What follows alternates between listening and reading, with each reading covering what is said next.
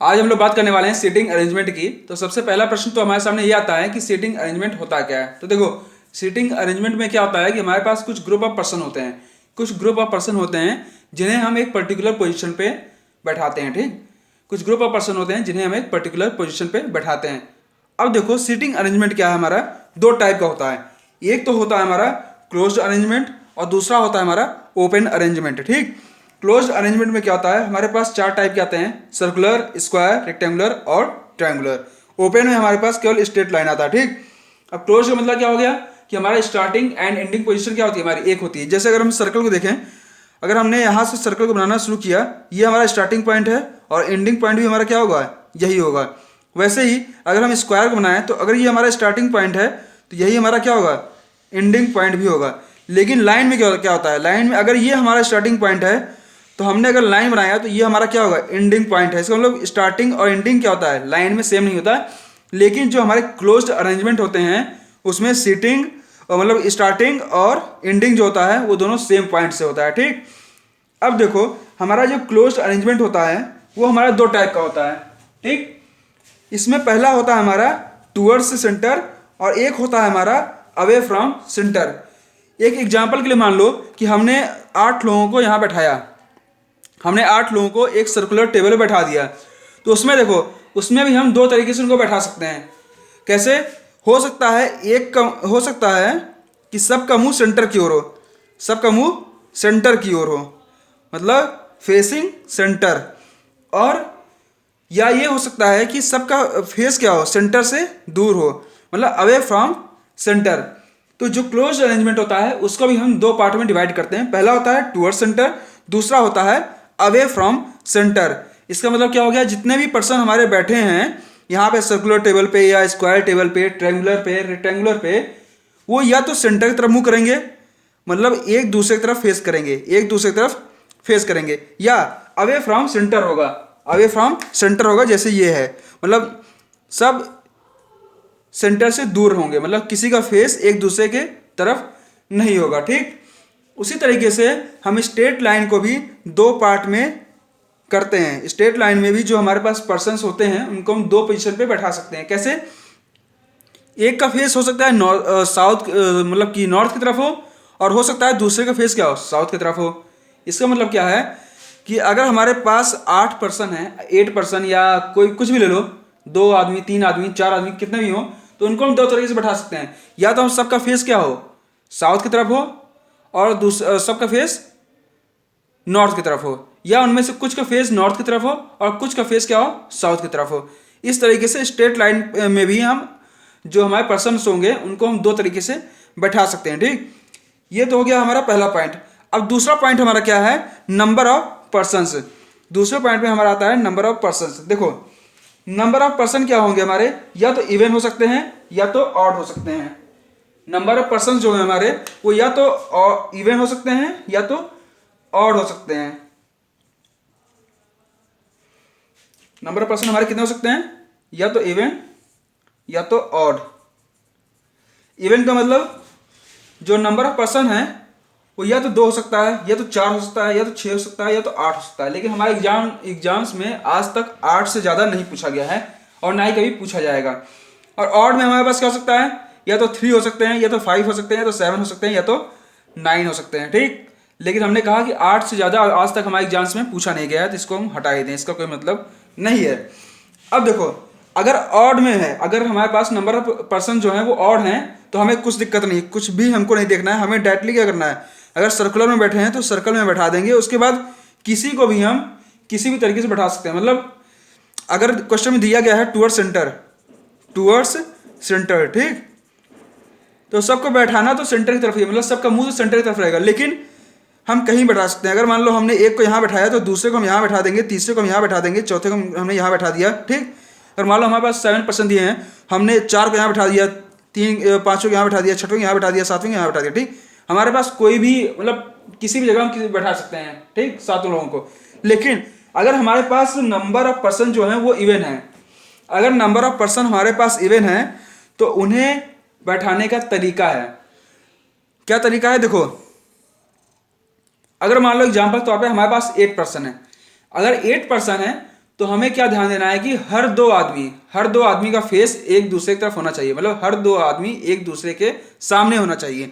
जैसे अगर हमने एक को यहाँ बैठाया तो दूसरे को हम यहाँ बैठाएंगे, अगर तीसरे को हमने यहाँ बैठाया तो चौथे को हम कहाँ बैठाएंगे, यहाँ बैठाएंगे, अगर पांचवें को हमने यहाँ बैठाया तो छठवें को हम यहाँ बैठाएंगे, अगर सातवें को हमने यहाँ बैठाया तो आठवें को हम यहाँ बैठाएंगे। अब इनका फेस सेंटर की तरफ भी हो सकता है या अवे फ्रॉम सेंटर भी हो सकता है। देखो ये क्या है, ये एक दूसरे के सामने बैठे हैं, हो सकता है इसका फेस क्या हो, इसका फेस अवे फ्रॉम सेंटर हो।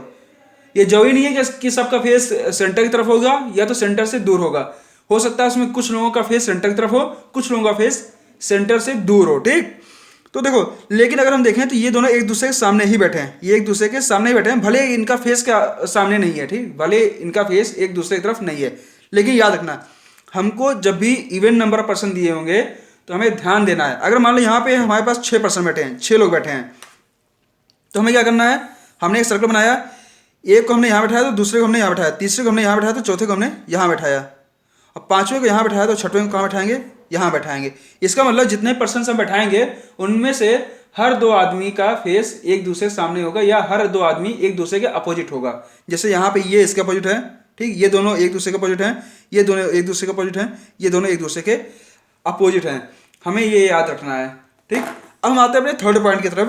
थर्ड पॉइंट में हमें क्या याद रखना है, थर्ड पॉइंट में हमें डायरेक्शन हमें याद रखने हैं। तो डायरेक्शन के लिए क्या है, तुम अपने आप को भी एज्यूम कर सकते हो।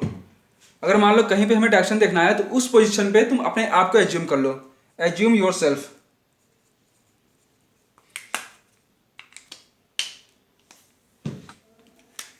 Assume your self,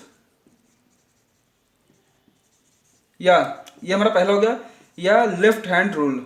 left hand rule दो तरीके हैं, या तो तुम अपने आप को वहां पे एज्यूम कर लो या तो लेफ्ट हैंड रूल लगा लो। जैसे एग्जांपल के तौर पे हमारे पास ये सर्कल है, ठीक, ये हमारे पास सर्कल है। अब यहां पे अगर हमें डायरेक्शन मालूम करना है तो मान लो यहां पे 4 आदमी बैठे हैं, 4 आदमी मान लो बैठे हैं, हमने कहा था कि अपोजिट होने चाहिए, ठीक, अगर इवन नंबर में है तो अपोजिट होने चाहिए। इसका मतलब कि अगर ये यहाँ बैठा है तो इसके सामने एक बैठना चाहिए। तो देखो अगर हमें कहा जाए कि इसके लिए लेफ्ट क्या होगा और इसके लिए राइट क्या होगा, इसके लिए लेफ्ट क्या होगा और इसके लिए राइट क्या होगा, तो देखो हमने क्या कहा, यहाँ पे अपने आप को एज्यूम करो, यहाँ पे ये सोचो कि तुम बैठे हो और तुम्हारा फेस क्या है, सेंटर की ओर है। तो अगर तुम यहाँ बैठे हो, तुम्हारा फेस सेंटर की ओर है, तो तुम्हारे लिए लेफ्ट क्या हो जाएगा, तुम्हारे लिए लेफ्ट ये हो जाएगा और राइट क्या हो जाएगा, ये हो जाएगा, ठीक, ये नहीं, ये लेफ्ट हो जाएगा और ये क्या हो जाएगा, ये राइट हो जाएगा। उसी तरीके से तुम ये सोचो, अगर यहाँ पे हमें देखना है कि हमारा लेफ्ट कौन है और राइट कौन है, तो देखो यहाँ पे तुम अपने आप को एज्यूम करो और ये सोचो कि तुम सेंटर की ओर देख रहे हो, ये सोचो कि तुम सेंटर की ओर देख रहे हो, तो तुम्हारे लिए राइट क्या होगा, तुम्हारे लिए राइट ये हो जाएगा और लेफ्ट क्या हो जाएगा, ये हो जाएगा, ठीक। उसी तरीके से यहाँ पे अगर तुम बैठे हो तो सोचो कि तुम यहाँ पे बैठे हो, तुम अपने आप को यहाँ पे एज्यूम करो, तो तुम्हारे लिए लेफ्ट क्या होगा, लेफ्ट तुम्हारे लिए ये होगा और राइट क्या होगा, राइट ये होगा। उसी तरीके से तुम अपने आप को यहाँ पे एज्यूम करो, अगर तुम यहाँ पे बैठे हो तो तुम्हारे लिए लेफ्ट कौन सा है, तुम्हारे लेफ्ट ये है और राइट क्या है, ये है, ठीक। ये तो पहला तरीका हो गया। और हाँ, अगर मान लो अवे फ्रॉम सेंटर है, अगर मान लो तुम्हारा ये वाला बंदा अवे फ्रॉम सेंटर बैठा है, मतलब सेंटर की तरफ फेस नहीं करके बैठा है, तो भाई ठीक है, तुम यहाँ बैठो और इस तरफ फेस करो, यहाँ पे बैठ कर तुम इस तरफ देखो, ठीक, अवे फ्रॉम सेंटर देखो, तो देखो तुम्हारे राइट कौन सा हो जाएगा, ये वाला, और लेफ्ट क्या हो जाएगा, ये वाला। इसका मतलब यहाँ पर भी राइट है, यहाँ पर भी लेफ्ट राइट है, ठीक। अब देखो दूसरा तरीका हमारा क्या है, लेफ्ट हैंड रूल। तुम्हें क्या करना है, अपने लेफ्ट हैंड को यूज करना है। लेफ्ट हैंड में ये जो तुम्हारा गद्दी वाला पार्ट है, इसको तुम समझो ये तुम्हारा राइट है, ये क्या है, ये राइट है, और जो ये वाला पार्ट है इसको तुम समझो लेफ्ट है, इसको तुम लेफ्ट समझो और इसको क्या समझो, राइट समझो। अब देखो अगर हमें ये दिया हुआ है कि इसका फेस किसकी तरफ है, सेंटर की तरफ है, तो तुम्हारा जो ये उंगली का डायरेक्शन है उसको तुम सेंटर की ओर रखो, और देखो तुम्हारा गद्दी किस तरफ है, गद्दी तुम्हारी इस साइड है, जो तुम्हारी गद्दी है वो इस साइड है, इसका मतलब इसके लिए ये राइट हो जाएगा और ये क्या हो जाएगा, लेफ्ट हो जाएगा। यहाँ पे अगर हम देखें तो हमारी गद्दी किस तरफ है, इस तरफ है, तो इसके लिए लेफ्ट ये हो जाएगा और राइट ये हो जाएगा। अगर हम इसके लिए देखें तो इसके लिए क्या हो जाएगा, इसके लिए इसका फेस किस तरफ है, सेंटर की ओर है, तो हमने उंगली किस तरफ रखी, सेंटर की ओर।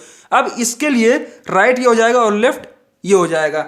अगर इसके लिए देखना है तो देखो इसका फेस किस तरफ है, सेंटर की ओर है, सेंटर की ओर है, तो देखो हमारे लिए जो गद्दी वाला पार्ट है ये राइट हो जाएगा, मतलब इधर राइट हो जाएगा और इधर क्या हो जाएगा, लेफ्ट हो जाएगा। उसी तरीके से मान लो अगर इसका फेस क्या होता है, इसका फेस आउटवर्ड होता, इसका फेस आउटवर्ड होता, तो देखो हमारी उंगली क्या होती, इस डायरेक्शन में, जिस तरफ इसका फेस है, इस तरफ इसका फेस है, तो हमारी उंगली की डायरेक्शन क्या हो गया, इस तरफ हो गया। अब देखो हमारे लिए राइट कौन सा है, राइट हमारे लिए ये है और लेफ्ट क्या है, ये है। तो एक तो तरीका ये है कि हमें अपना लेफ्ट हैंड रूल मालूम होना चाहिए कि मतलब जो हमारा गद्दी वाला पार्ट होगा, जो हमारा पाम होगा वो हमारा राइट होगा, और जो हमारा स्किन वाला पार्ट होगा वो क्या होगा, हमारा लेफ्ट होगा। या पहला तरीका क्या है, अपने आप को यहाँ पे एज्यूम कर लो, अपने आप को यहाँ पर एज्यूम कर लो। उसी तरीके से हम आते हैं अपने उसके लिए कहते हैं स्ट्रेट लाइन वाले के लिए। स्ट्रेट लाइन में भी हमारे पास दो पोजीशन है, एक तो लेफ्ट है एक तो राइट है। हमको क्या करना है, अगर मान लो हमारा फेस इस तरफ है, अगर हमारा फेस इस तरफ है तो अपने हाथ को रखो, राइट क्या हो जाएगा ये, लेफ्ट कौन सा हो जाएगा ये। या अपने आप को यहाँ पे एज्यूम कर लो, अगर अपने आप को यहाँ पे एज्यूम करोगे तो तुम्हारे लिए राइट क्या कौन सा हो जाएगा ये। अगर तुम इस तरह मान लो फेस करके बैठे हो तो तुम्हारे राइट ये हो गया और लेफ्ट हो गया ये, ठीक। अगर मान लो तुम्हारा फेस किसकी तरफ है, साउथ की तरफ, तो देखो तुम आप ये सोचो कि तुम इधर बैठे हो, तुम्हारा फेस इस तरफ है, तो तुम्हारे लिए राइट कौन सा हो जाएगा ये, और लेफ्ट कौन सा हो जाएगा ये। या ये देखो अपने हाथ को ऐसे रखो, अपने हाथ को ऐसे रखो, और ये देखो तुम्हारा गद्दी वाला पार्ट किस तरफ है, इस तरफ है, तो तुम्हारे राइट क्या हो गया, ये हो गया, और लेफ्ट कौन सा हो गया, ये वाला हो गया, ठीक। तो ये हमारे दो तरीके हैं डायरेक्शन निकालने के लिए। अब देखो हमारा फोर्थ पॉइंट क्या आता है, फोर्थ पॉइंट हमारा होता है कनेक्टर। फोर्थ पॉइंट क्या होता है, कनेक्टर होता है। फोर्थ पॉइंट हमारा है कनेक्टर। उसके लिए पहले हम एक एग्जांपल लिख लेते हैं, इसके लिए हम एक एग्जांपल लिख लेते हैं अपना। हमारा एग्जांपल है A is second right of B which is third left of C. इसका मतलब क्या है, देखो लेफ्ट ऑफ सी हम यहां पे लिख लेते हैं, left of, third left of C which is third left of C. देखो यहां पे हमारे पास जो सेंटेंस लिखा है इसमें इस वर्ड को देखो, ये वर्ड हमारा क्या कर रहा है, ये वर्ड हमारा इस सेंटेंस को और इस पूरे सेंटेंस को कनेक्ट करने का काम कर रहा है। ये जो हमारा वर्ड है ये हमारा इस सेंटेंस को और इस सेंटेंस को क्या कर रहा है, कनेक्ट कर रहा है। तो हमारे पास कनेक्टर भी कई टाइप के होते हैं, कनेक्टर भी हमारे कई टाइप के होते हैं। देखो हमारे पास यहाँ पे क्या, जो हमारे पास पर्सन्स होंगे उन्हें हम एलिमेंट समझेंगे, क्या समझेंगे, एलिमेंट। वो हमारे लिए एलिमेंट की तरह ट्रीट करेंगे। जितने हमारे पर्सन्स होंगे उन्हें हम एलिमेंट कहेंगे, ठीक। तो हमारे पास ए एक एलिमेंट ये हो गया, बी एक एलिमेंट हो गया और सी एक एलिमेंट हो गया। अब देखो कनेक्टर हमारे कई टाइप के होते हैं। एक होता है डब्ल्यू फैमिली वाले, who, whom, which। दूसरा होता है हमारे पास एंड, और एक होता है बट। ये तीन टाइप के कनेक्टर हो गए। अब इन तीनों में अंतर क्या है, देखो ये जो कनेक्टर होते हैं हमारे, ये ब्लड रिलेशन वाला जो चैप्टर है उसमें भी बहुत यूज होता है। देखो इन कनेक्टर काम क्या है, ये हमारे जो कनेक्टर होते हैं वो एक या एक मतलब दो या दो से ज़्यादा सेंटेंस को मतलब कि कनेक्ट करते हैं, ठीक। लेकिन इनको पढ़ने की जरूरत क्या है, देखो इस जो हमारे पास वर्ड लिखा है विच के बाद जो सेंटेंस लिखा है इस थर्ड लेफ्ट ऑफ सी। ये जो सेंटेंस लिखा है ये किसके लिए लिखा है, ये बी के लिए लिखा है कि ए के लिए लिखा है, हम कैसे मालूम करेंगे। अब ये जो लिखा है A is second right of B which is third right of C, ये विच किसके लिए यूज हुआ है, ये बी के लिए यूज हुआ है कि ए के लिए यूज हुआ है, हम कैसे मालूम करेंगे।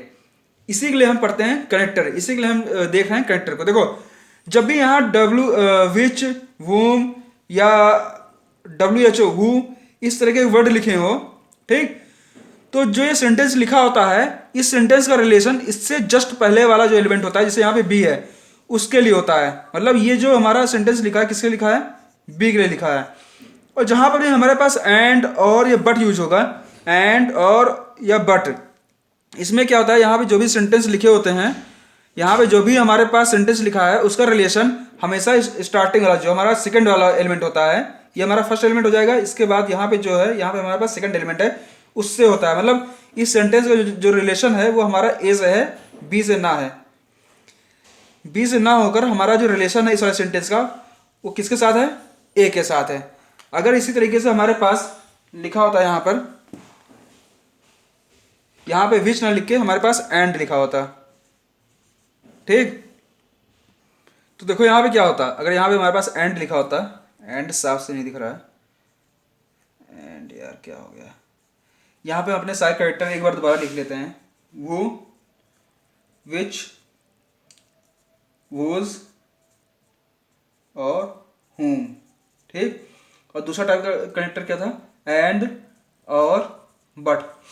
इसका मतलब देख लो, अगर यहाँ पे एंड लिखा है इसका मतलब क्या है, A is second right of B and is third left of C. हमने कहा जब भी इस कनेक्टर का यूज होगा एंड और बट का, तो यहाँ पे जो हमारा ये सेंटेंस होगा एंड के बाद या इस कनेक्टर के बाद जो भी सेंटेंस होगा उसका रिलेशन हमारा सेकंड एलिमेंट से होगा। इसके पहले वाला कौन सा है, पहला एलिमेंट हो गया, और इसके पहले वाला जो हमारे पास एलिमेंट है वो क्या हो जाएगा, सेकंड। ये हमारा फर्स्ट एलिमेंट हो जाएगा, ये हमारा सेकंड एलिमेंट हो जाएगा, और ये हमारा क्या हो जाएगा, थर्ड एलिमेंट हो जाएगा। इसका मतलब क्या है, A is second right of B and A is third left of C. यहां पे ये मत कहना कि B is third left of C, यहां पे एंड यूज हुआ है। इसका मतलब क्या है कि हमारा रिलेशन क्या है, इस सेंटेंस का रिलेशन हमारा फर्स्ट एलिमेंट से है।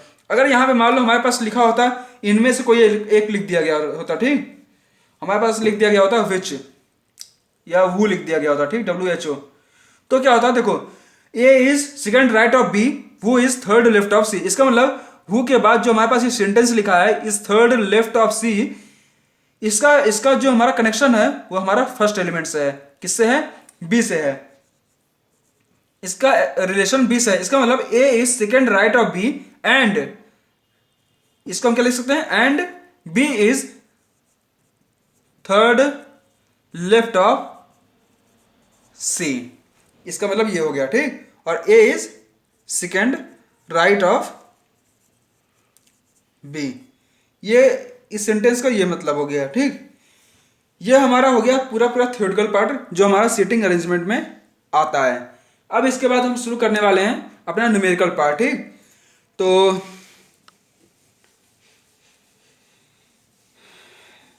अब देखो जितने भी हमारे क्लोज अरेंजमेंट थे, जैसे सर्कुलर, स्क्वायर, रेक्टेंगुलर और ट्रायंगुलर, उन चारों में से अगर हम किसी एक को भी सीख ले रहे हैं या हमें उन चारों में से अगर कोई एक भी आ जा रहा है तो हम बाकी के जितने भी हैं उनको हम कर लेंगे। तो हमें चारों पढ़ने की जरूरत नहीं है, उन चारों में से कोई भी एक अगर हम पढ़ ले रहे हैं तो हम चारों क्वेश्चन कर लेंगे, चारों तरीके कर लेंगे। सेम होगा, सेम रूल है डायरेक्शन निकालने का, हर एक चीज का सेम ही रूल है, ठीक। तो उसमें से हम सर्कुलर पढ़ लेंगे, बाकी तीन जो हैं वो भी सेम उसी तरीके से हैं, ठीक।